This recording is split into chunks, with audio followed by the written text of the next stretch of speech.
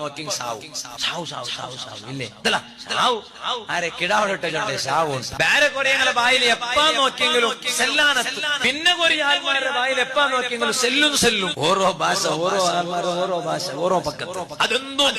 മുസ്ലിമുടെ ബായിൽ പറത്തീറ നാവുകൾ പറത്തീറ പ്രത്യേകിച്ച് പെണ്ണുങ്ങമാർ ശ്രദ്ധിക്കും ഈ ശാപ്പാടുള്ളത് വലിയ വിഷയ കാത്തക ശാപ്പ വയ്ക്കത്തീറ